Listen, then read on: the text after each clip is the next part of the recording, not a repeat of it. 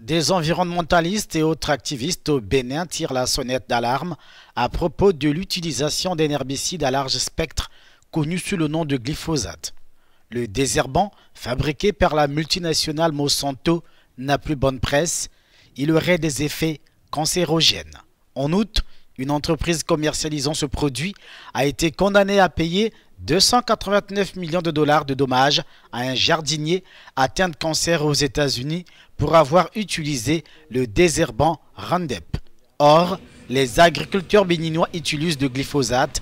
Face à la vive polémique suscitée dans le pays, le gouvernement béninois joue la carte de l'apaisement. Il est de notoriété publique que la formulation de glyphosate utilisée chez nous, vous connaîtrez sous le nom de Killer 288 SL. Il est de la classe 3, peu dangereux. Avis du reste partagé par le responsable de la filière coton du Bénin, pour Blaise Fadegnon, il n'y a pas de raison de s'inquiéter. Probable cancérogène. C'est l'OMS seul qui a dit ça. Tous les autres laboratoires n'ont pas dit. C'est des précautions qu'on prend. Des précautions qu'on prend. Et c'est l'OMS seul qui a dit ça. La seule solution alternative que j'ai dit, et les gens m'ont regardé, c'est de retourner nos parents à la roue. Nombreux sont ceux qui ne sont pas convaincus. Les écologistes béninois veulent que les agriculteurs soient informés des dangers liés à la manipulation des pesticides.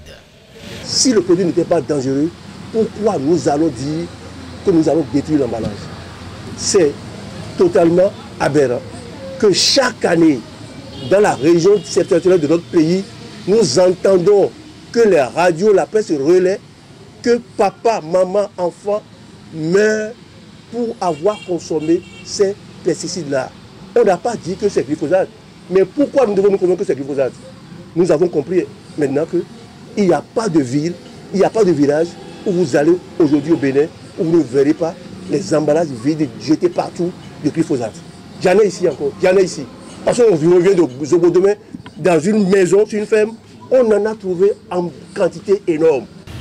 La controverse reste donc vive au Bénin à propos de ce produit, alors que ce lundi au Brésil, un tribunal a annulé la suspension du glyphosate.